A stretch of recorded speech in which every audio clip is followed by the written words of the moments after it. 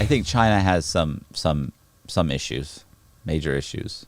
You know, what's like their worst issue? Well, I think like right now they keep talking about like listen, like Boziak and I go back and forth on this all the time. They're going to invade Taiwan. They're going to invade. I'm like, no, they're not. Yes, they are. Yes, they are. No, their economy is starting to implode. They're having major problems. You don't start a war in the middle of. You really think it'll be a war? Well, yeah, because I do think that or the will United it be more like Russia taking over Ukraine? I do think that the United States would probably. I mean, Biden has repeatedly said that he would back up, Taiwan. Like I think it's very. Listen, he's a decrepit old man. He's fallen apart, but he is sending over tons of weapons and money to the Ukrainians. Right. Billions and billions. Right. And billions. Like he probably would back up. Like you can't let China invade Taiwan. Plus the Taiwanese, they know they've been coming forever. Like would China be able to take it? Probably. But honestly, it's going to be one hell of a bloodbath. Like this whole little tiny country is set up for an invasion. Like it's vicious. Like, I mean, they've got everything is mined. They've got tons of anti-aircraft, weapons. They've been being trained by the United States this entire time. Like who has the Taiwanese? The Taiwanese. Have they really? Yeah, and they've got two. There's only twice a year when they can really kind of launch an invasion. Would China ultimately overpower them? Yes, probably. But then again, China has the same kind of problems Russia has. Like they don't have really. Their standing army, there's a ton of corruption. Their standing army, they don't really have like the U.S. where they have like career military men go in and stay forever. Like most guys are conscripted for 2 years. They get back out. They're not trained very well. Their pilots aren't super trained. They don't spend a lot of time in the air. They don't have the ability to move all of their forces. Like, they don't have like the troop transports. But then again, Taiwan's not that far. So, but also their whole economy is having a real problem right now. Like they're about to be in one of the biggest bankruptcies in their China. Yeah. Why? So if I understand it right, I don't know anything about economics or money. Well, if I understand it right, and I might get a little bit off, but basically what they did was like something like 90% of their society it's rural. Right, it's rural. They're like farm. Rural. Oh, okay. Sorry. Yeah. I know what you mean. Yes. So I said rural. I thought you said rural. So it's like they're like farmers. So a lot of people, most people in China, they're born on a farm or in a small town. They never really leave that small town, and they kind of die in that small town. Well, because China's trying to grow. Kind of like Shane. He grew up here and he'll die here. But he gets around more than these guys. I didn't grow up here. And they have access to he has access to the internet, so he's more worldly. Oh yeah. So all he uses the internet for is sports betting. So what the Chinese did, the good stuff. Like I want to say like in the 2008 financial crisis, like during that time period, like 15 years ago, that what they started doing was they started supplementing developers to start building more and more residential communities near like the cities, and the government was backing mortgages, so people in these little towns could move to the city, so the whole place could become more industrialized, right? So now these people are coming to the city. Well, they start filling up the cities, and that's why you have these mega cities, right? But you understand that most of those cities are in between. Some of these cities are 40 up to 44%, they're 45% vacant.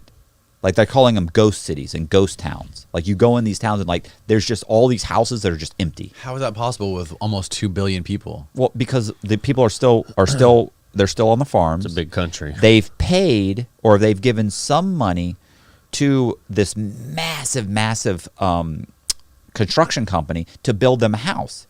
But one of the things that the construction company was doing, and then they would get a mortgage that was subsidized by the government, and then they could move there, but there were supposed to be jobs, but there's no jobs. So what's happening is there's all these places getting built, and they're never being sold. But the people are putting money down. So unlike in the United States, they were taking a lot of these down payments and using it to build other things. So this, and then at about 5 or 6 years ago. Wait, you're going too fast. The government's taking the down payments? No, this is the company, this huge, massive construction company. They were taking the down payments. Yes, okay. A developer, let's say. Got it. It's a developer. They've I'm got with you. lots of construction companies underneath them. So what happens is about 5 or 6 years ago, I can never say the Chinese leader's name, Ching Chang Tang, whatever. What's his name? The president of China. No idea. Ling Tao, whatever. Anyway. Jiang Qing. Okay. So he basically a few years ago said, look, we're not going to keep subsidizing this whole thing. Xi Ling, or I forget. He basically a few years ago, like 5 or 6 years ago, he said, we're not going to keep backing this up. Yeah. We're not going to keep giving you money for the mortgages and do all this, because they knew a lot of these cities are being built that nobody's there, and there's no jobs, and so these guys aren't coming. So they started taking in foreign investor money to keep building. So this company keeps doing this, and what's ended up happening is, I think it was last quarter, which was a few months ago, that for the first time ever, they missed their quarterly interest payment to their overseas investors.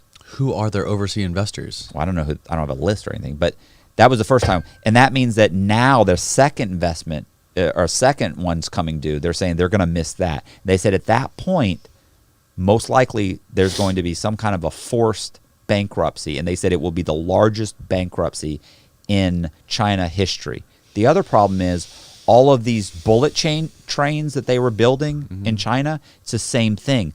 Investors and the Chinese government has dumped a ton of money into these things, and although they're amazing, nobody's, first of all, COVID was an issue, but nobody's taking the trains. And now the other issue is the trains aren't going to places that have anybody living there.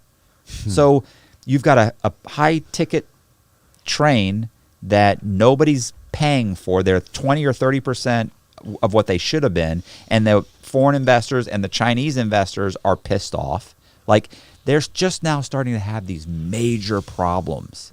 So your whole economy's on the verge of really starting to have a recession. You don't start invading other countries.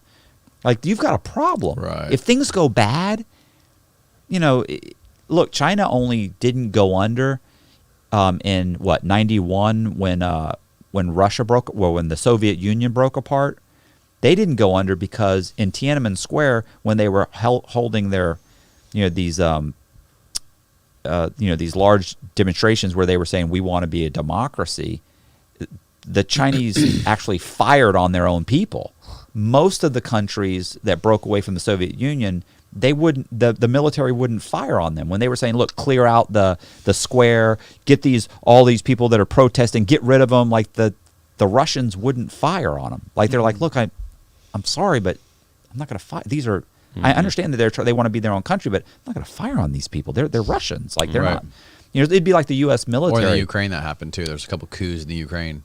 Right. Like, do you really think, no matter how big the riot is, do you think that the government, that our soldiers would show up knowing what's happening and they'd say, listen, we want you to start mowing down these people that are holding signs? Like, they'd be like, no, it would be CIA. Bro, I'm not going to do that. CIA would.